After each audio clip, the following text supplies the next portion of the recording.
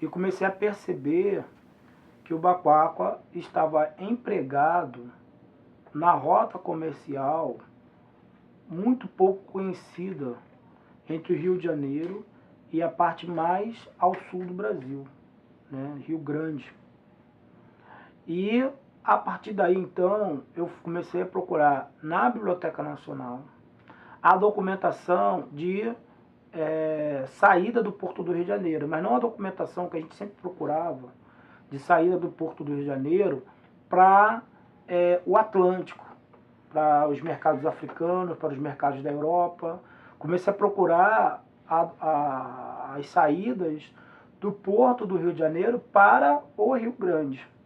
E aí encontrei a embarcação Lembrança, que segundo o relato do Baquaqua, foi a embarcação utilizada na viagem que o levou para Nova York, de onde ele teria fugido. E aí encontrei a embarcação Lembrança, encontrei registrado o dono da embarcação Lembrança, e encontrei registrado principalmente o capitão Clemente José da Costa.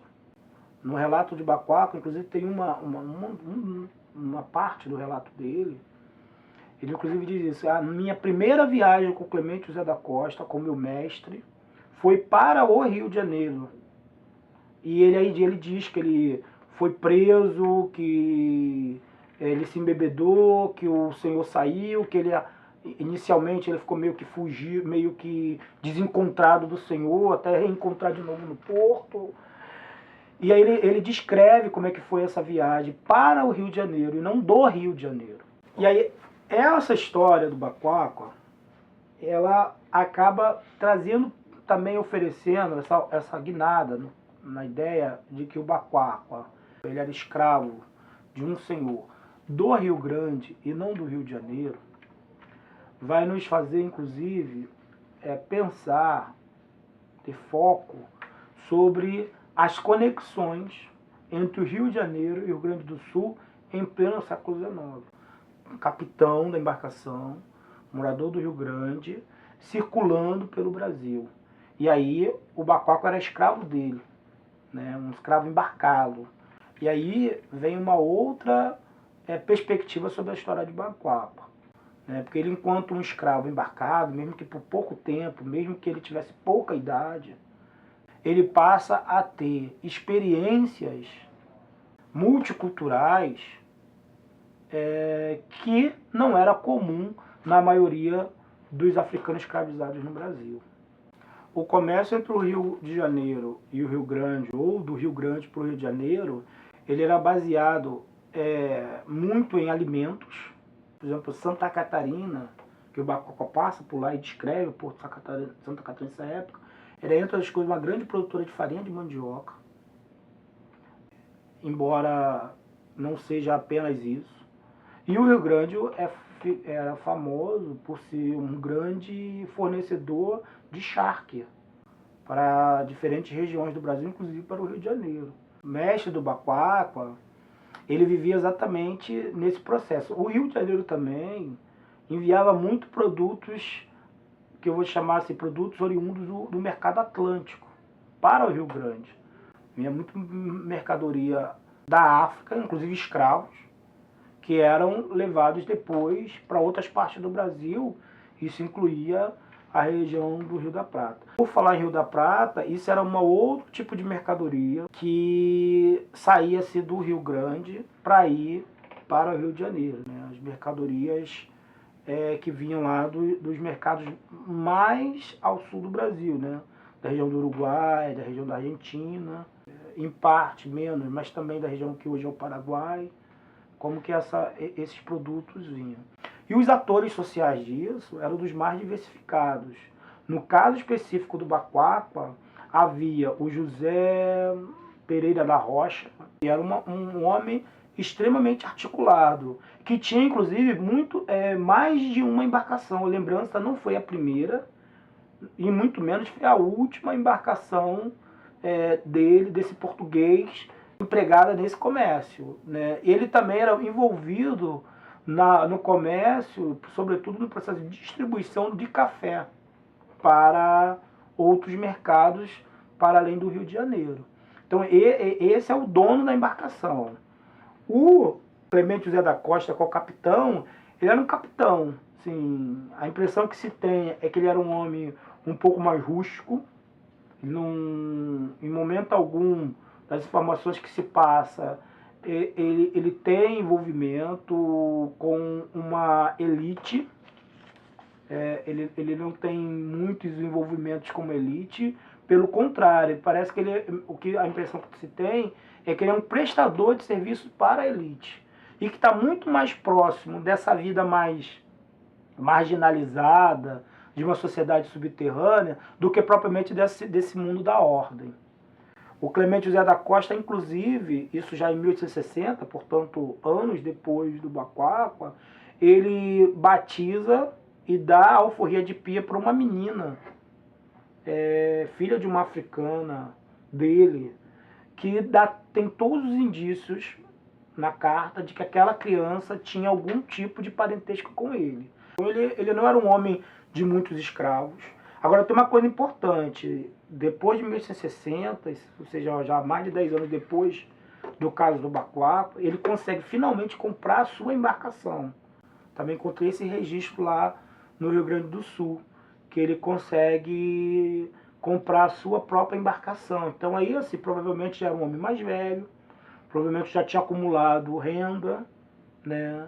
Tinha tido mais escravo, embora não era um grande proprietário de escravos, estabelecido no Rio Grande, né? Já não trabalhava mais para o dono da embarcação Lembrança, e aí ele compra a sua própria embarcação. Quando eu comecei a fazer essa pesquisa, eu estava muito ansioso na busca pelo Bacuaqua. Eu demorei um pouquinho a entender o processo metodológico de pensar a biografia de africanos no Brasil. Demorei um pouco a perceber que estudar o contexto dele, estudar os atores sociais do entorno dele, poderia também me trazer informações sobre ele, né? Então demorei um pouco a compreender isso. O que se percebe é que muitos desses africanos embarcados tinham um nível de autonomia, não só dentro da embarcação, mas uma vez que a embarcação atracou. E às vezes a embarcação demorava 10, 20 dias atracada no porto, esperando uma outra carga, esperando o dono da embarcação e o capitão chegar num acordo de para onde ia, qual era a carga que ia levar, quem ia, se ia passageiro junto. E o que o africano fazia? Ficava preso lá dentro da embarcação, esperando 10, 15, 20 dias, com o nível de compreensão multicultural das cidades atlânticas do Brasil, com o nível de autonomia que esses africanos embarcados tinham, muitos deles era permitido a saída da embarcação e circular pela cidade. O Bacuaqua faz uma descrição da cidade do Rio de Janeiro, né? E o Bacuaqua faz uma descrição do porto de Rio Grande, no Rio Grande do Sul, faz a descrição do porto de Santa Catarina também, que dá para perceber claramente que ele não ficou preso naquela embarcação o tempo todo.